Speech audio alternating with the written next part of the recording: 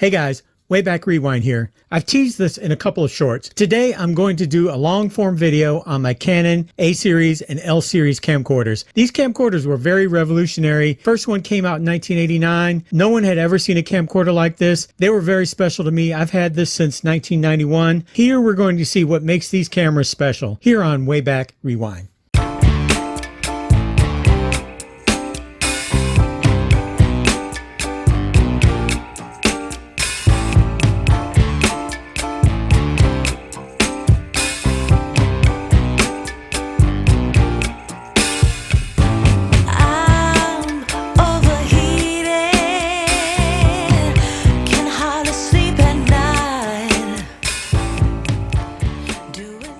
Okay, so let's get started. I have here the Canon A1 Digital, the L1, and the L2.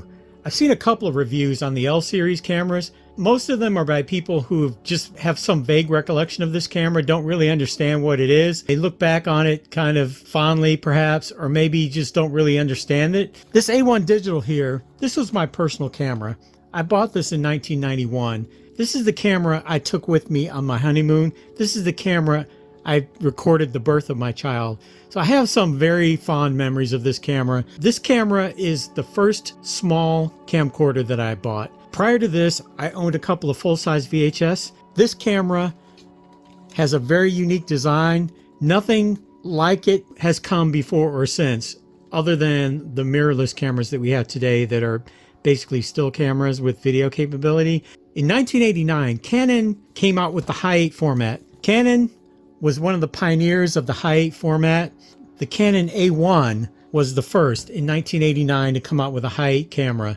It looked very similar to this. The only difference is the battery was on the side, but the A1 was very revolutionary for 1989. You have to remember, this was a time when most cameras were still bulky and rectangular, and they looked more or less like a VCR with a camera stuck to the side. In 1989, Canon decided to make a camcorder that looked like a still camera.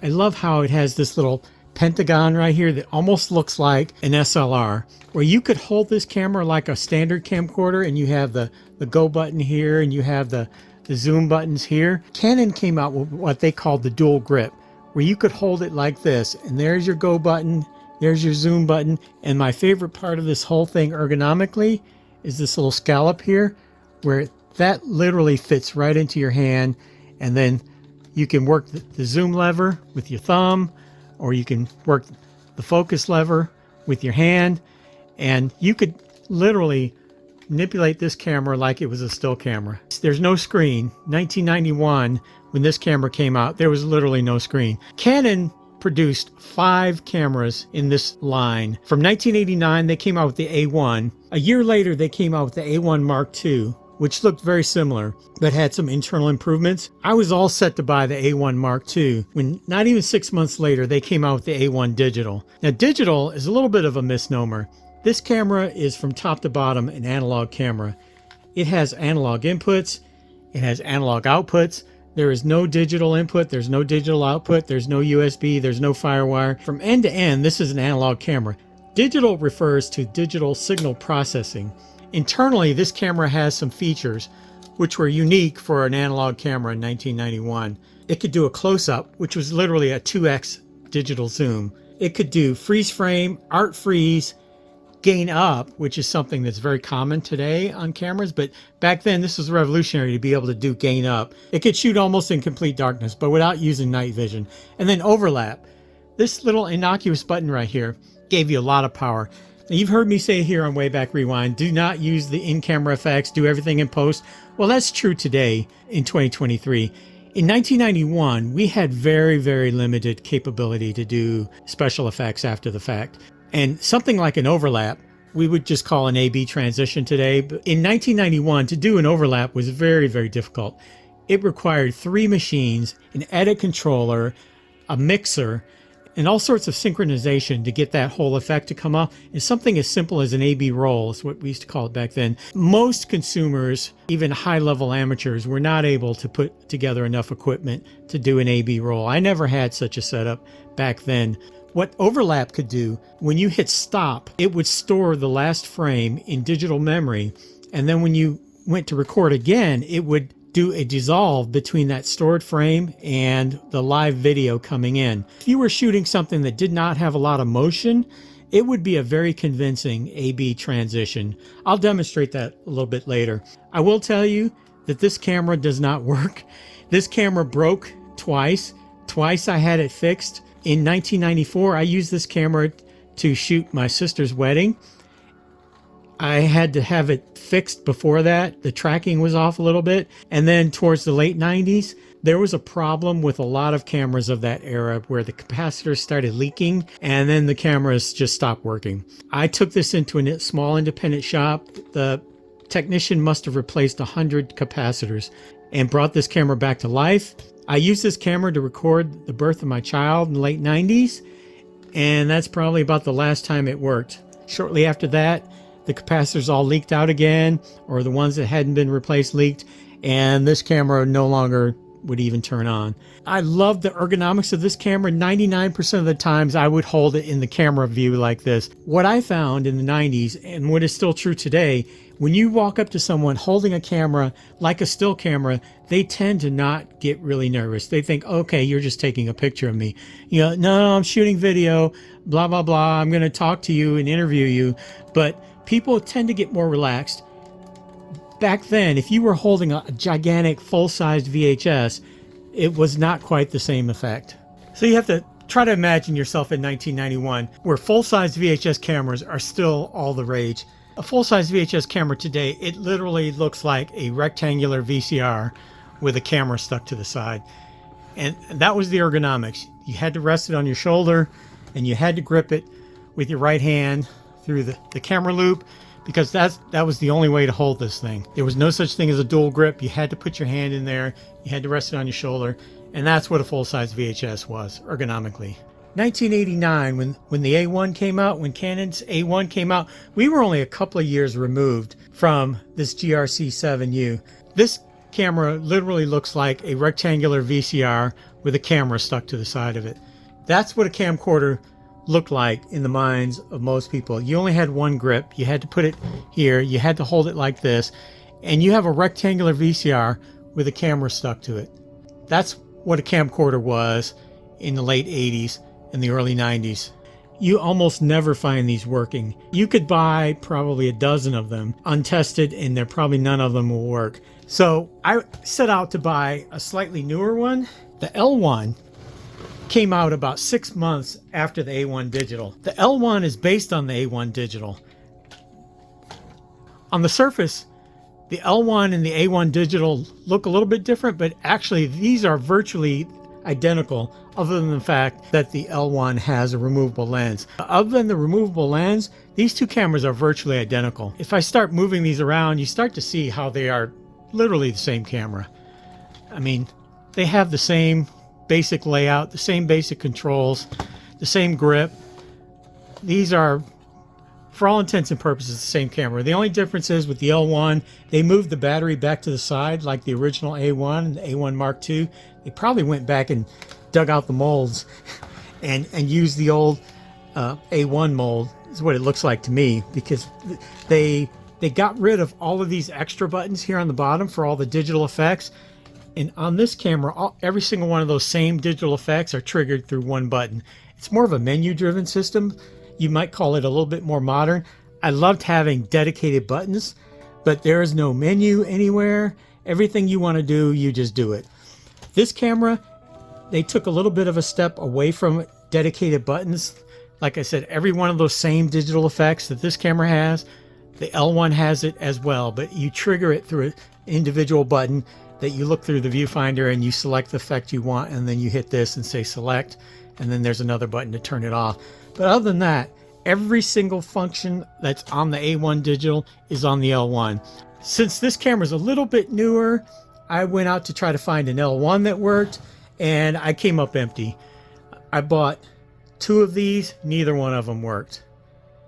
The L1, it's from the same time period as the A1 Digital, same leaky capacitor problem. No good. These cameras, no good. The L2 came out in 1994. I got lucky with the L2. I finally found one of these cameras that I love so much, grew up with. that I filmed some of my most precious and cherished events with. I've got a working L2 now. It's got the same grip that I love. It's got a big honking lens on the front, which is kind of unusual for a camcorder of this era. The L series was the first camcorders with removable lenses. Canon, being Canon, they were big into glass. They wanted these big, beautiful lenses on here, and they thought they were going to develop all of these cameras and interchangeable lenses.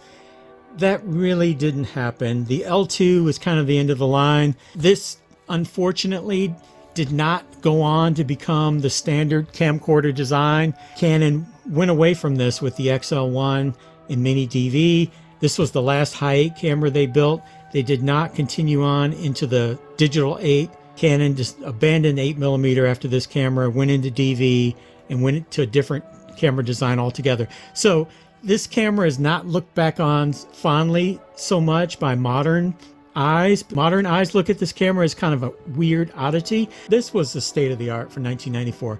This camera cost $2,500 in 1994 dollars. Running that through the inflation calculator, that's over $5,000. This was a super high-end camera. This was beyond the reach of most amateurs. My A1 Digital, I paid $1,800 of real money in 1991. Run that through the inflation calculator, that's about $4,000. Even that was a high-end camera. I don't think I'd pay $4,000 for a camera today in today's money. This camera was definitely out of reach of most amateurs, but now, due to the miracle of depreciation, I can own this super high-end camera from 1994.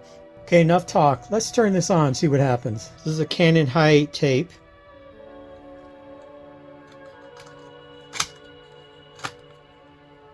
So as soon as you put the tape in, it automatically goes into record mode. Just kind of a nice feature. You see the meters are automatically recording the sound coming in from the mic. It has a stereo mic. It even has a powered stereo mic. So these stereo zoom mics are kind of nice. It's got a gain on the side, some attenuation controls. This was a high-end camera. Unfortunately, there's no screen, so it's very difficult for me to show you what's going on in there. So this camera does have time code, which was phenomenal for this time period. It has hours, minutes, seconds, frames. So this camera could do frame accurate editing, which is the holy grail of consumer camcorders back in those days. You could not do frame accurate editing with most consumer grade equipment. The L2 added time code. The only major difference between the L2 and the L1 is consumer level time code. It does have a headphone jack here. You can plug in. Does not have a speaker. This was something I hadn't thought of yet in the 90s. There's no screen, there's no speaker. So the only way to view this is to look through this little hole. You could take this off, and if you have really good eyesight, back when I was younger, I could look through there and I could kind of see what was going on. Today it's going to be kind of hard. So what's unusual about this camera by modern standards, to go into record mode, you press record mode. You normally would expect to see something like play versus camera, but it's kind of like an old school VCR. You just press record. And when you're ready to record, you press the go button. Now I'm recording.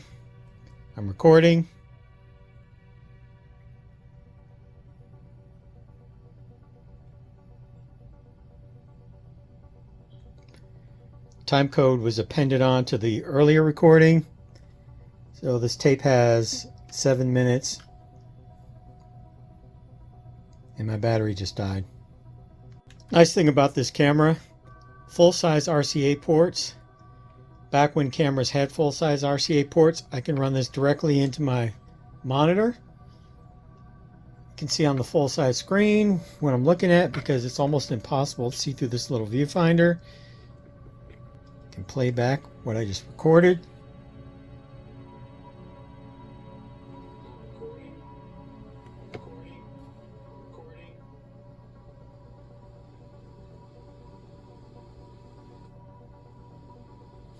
I'm seeing lots of dropouts. Now I'm going to demonstrate the overlap mode. So I'm recording this scene right here. And I press stop. So I go to another scene. When I press go, it's going to bring back that old frame and dissolve into it. So it's not quite an A-B roll. But if this were on a tripod, it would look a lot more convincing, because it wouldn't be, the next shot that I lined up wouldn't be shaking so much. Let me see if I can brace this so it doesn't move quite so much.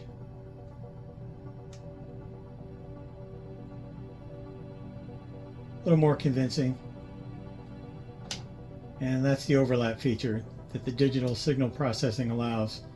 I'm going to demonstrate exposure control. I'm showing it to you on the L1 while I'm manipulating the L2. But this little knob here gives me easy access to exposure control without having to go through any menus or do anything weird. I press the shutter. I can go faster. Faster shutter means darker, obviously.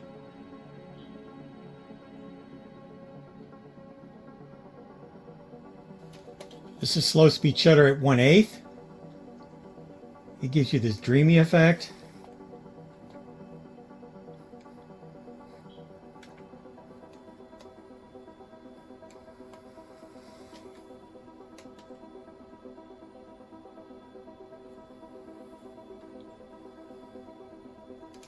It helps if you're shooting in really dark. It's not the clearest image, but it's better than having no image at all. If you're shooting in a really dark room, you can at least get an image.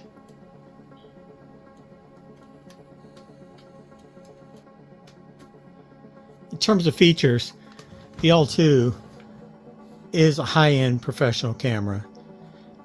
The best thing about it, other than the camera grip, you've got manual microphone controls here. You've got a manual headphone control over here. You've got every type of control you can imagine over here.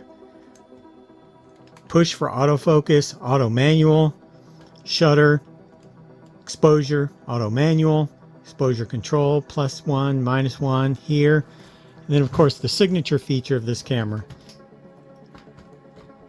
is the removable lens. The removable lens is what makes this camera entirely unique among 90s cameras. You see the small sensor in there? Very small by today's standards, although many cameras today have similar small sensor.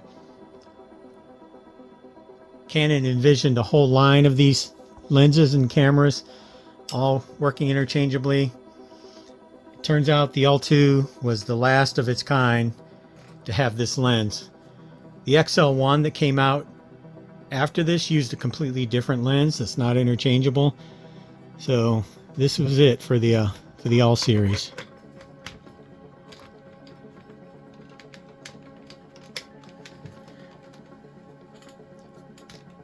But what's conspicuously absent is a screen. Well, it does have a cold shoe up here that you could mount a screen.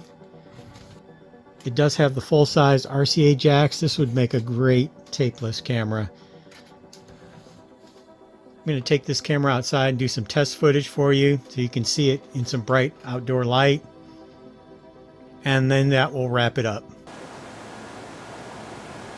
So I want to thank you for coming here and looking at my A series and L series Canon cameras. This is the Canon L2. I want to thank you. Please like or subscribe to my channel, and thanks for watching.